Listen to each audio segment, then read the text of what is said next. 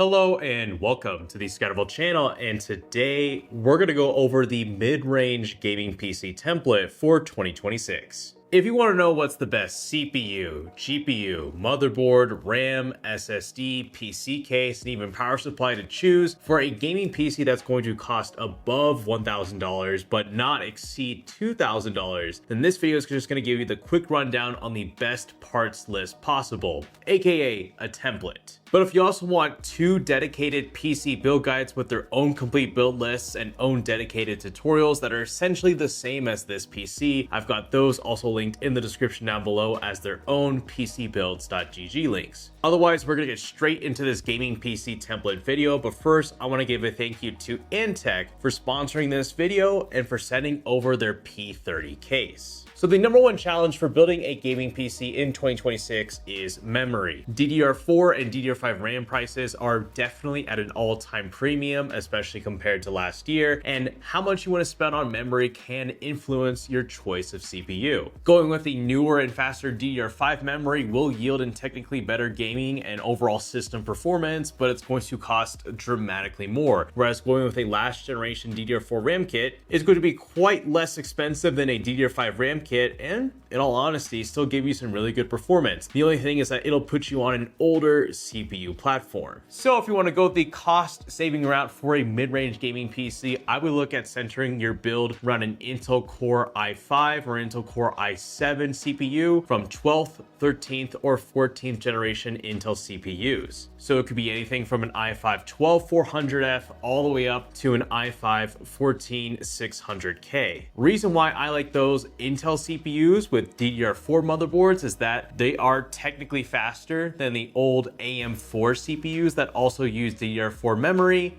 If you were to pick up an i5 14600K with a DDR4 RAM, it's going to outperform anything from a 5800 XT and below, unless you're lucky and able to find one of those 5800 X3Ds or 5700 X3Ds, but both of those are running at quite the premium on the used marketplace and aren't being made brand new anymore. So if you want to save money, go with a DDR4 based system centered around Intel 12th, 13th, or 14th generation. But if you're wanting to spend the extra to be on DDR5 and on the latest CPU platforms, I would definitely look no further than going with an AM5 AMD based PC, which is what I did with this PC here. I went the cost saving route and I actually went with a Ryzen 5 7500F, which was quite inexpensive. It was only about $150. The expensive part though was the DDR5 RAM that I had to pair up with this PC. You can certainly get away with 16 gigabytes of DDR5 memory in 2026. That's what I did in my last PC template video, and that's what you can do in here as well. But I had a 32 gigabyte kit of DDR5 RAM laying around that would have worked really well in this PC build that looks very stealthy, so I went with that. So those are your two CPU options, and now let's talk about motherboards. Don't overthink it. If you're gonna go with an AM5 based PC, like with the Ryzen CPU that I chose in this build guide, just get yourself a B650 or B850 motherboard. And given the form factor of the Antec P30 that I have here, this is the most common form factor PC case out there, that being an ATX mid tower. So just like getting an ATX sized motherboard. But if you want to go with that cheaper route with that Intel Core i5 or i7 that's on 12th to 14th generation that uses DDR4 memory, I'd look at getting a B760 motherboard that is also ATX, but critically only takes in DDR4 memory instead of DDR5. Because on that older Intel socket, you can find motherboards that support DDR5 RAM and DDR4, and since we want to save money, we got to make sure we find those DDR4 motherboards that are on the B760 chipset. Either way, don't overthink your motherboard choice. Your choice of CPU going into any of these isn't going to dramatically tax them in any way, especially for gaming, because that's going to be more GPU bound than CPU bound. I wouldn't worry too much about the grade of motherboard, just don't cheap out. But now with those two, let's quickly finish up with memory. So for a DDR4 based system with an Intel Core i5 or i7, again from 12th to 14th generation CPUs, I'd look at getting a 16 gigabyte kit of DDR4 memory running at 3200 megahertz with a cache latency of 16. That is the most widely and commonly available DDR4 RAM kit you can find on the market, and that'd be the one that I get because you can probably find it for the best price. At the moment, it's going to hover anywhere from $100 to $200, and that is going to save you quite a bit of cash compared to DDR5, which, if you're going to go with that route with an AM5 based PC, the recommended RAM kit would essentially have to be anything from 5600 megahertz to 6000 megahertz at a CAS latency of CL30 or above, with either 16 gigabytes of DDR5 memory or 32 gigabytes of DDR5 memory.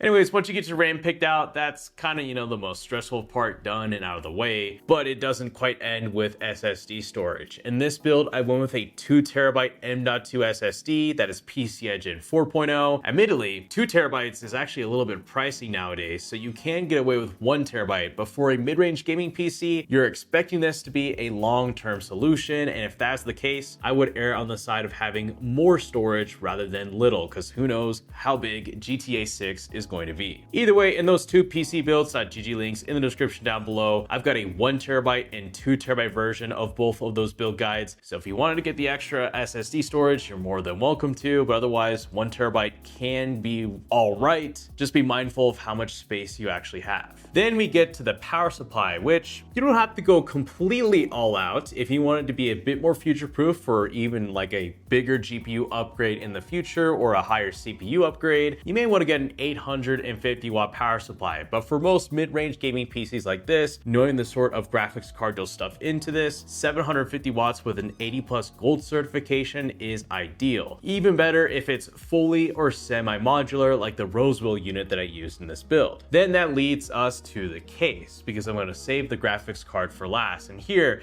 I've got the Antec P30. This is an ATX Airflow based PC case from Antec that is quite minimal, but even has this nice little strip of wood grain on the side of it to give it a bit of personality. But the primary focus of this PC case is cooling performance. This is specifically the P30 Air. It also comes in other variants like the P30 ARGB, but the Air version here comes with 5 included fans. 2 of them in the front are 140 millimeter fans and the other 3 are 120. And I'm letting you know firsthand, this design here of having 2 included 120 millimeter fans shooting air straight up into the GPU is one of the most effective ways right now to keep your graphics card cool. For our mid-range gaming PC here, we don't have the most power-hungry graphics card available on the market, but fast forward a few years, and if you want to throw in something really chunky and heavy, those 2 fans are going to be a great blessing in disguise for keeping your GPU temps low. That, of course, though, doesn't discount the 2 140s here in the front that are going to be constantly pushing in air into your PC case, into your CPU and other components. And best of all, when I was building this PC myself, all of the cables for the fans here were already pre-wired, so I only had to hook up 2 connections to my motherboard for the front, bottom, and rear fan. And also, I should just say, this is just a really simple PC case to build in. It's not busy. On the rear end, you're given 3 straps for cable management, plenty of grommet holes for threading in your cables, and it's decent amount spacious actually, despite not being too big of a PC case. So if you're like me and you want a PC case that simply functions but greatly overperforms for an inexpensive price, that's why I went with the P30 for this mid-range gaming PC build. That way we could save a bit of budget on other components like the graphics card, which I'll be talking about next. So for the graphics card, you've got a lot of options, but going forward into 2026, some of which may not be as available as they would have been 1 year ago due to the memory shortage. So finding a graphics card with above 12 gigabytes of VRAM is going to be the goal. I would not look at getting one with 8 gigabytes of VRAM. So that eliminates the 5060 Ti 8 gigabyte, and that's more or less it. I would say some other great GPU options for this would have to be the RTX 5060 Ti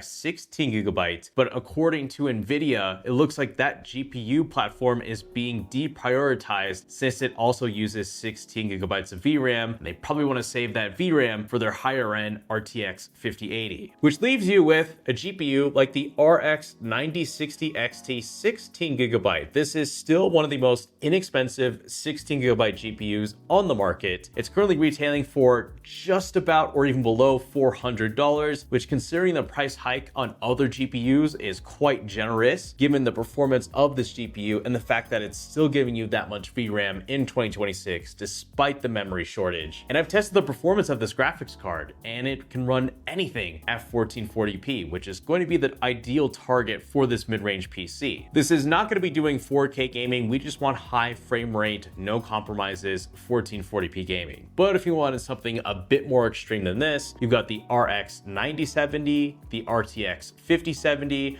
or my favorite out of the bunch, the RX 9060 XT. None of those GPUs will bottleneck even a 7500F at 1440p. That is how low you can go on the CPU end and still get some really great overall performance. Otherwise, that is it for my quick mid-range gaming PC template video for 2026. If you want to check out the Antec P30 for yourself, I've got that linked in the description down below, along with my how to build a PC build tutorial series and my 2 PCbuilds.gg links, which have very similar build guides and build lists to what I just built here for this video. Once again, thank you to Antec for sponsoring this video, and this is the ScatterVolt channel, signing out.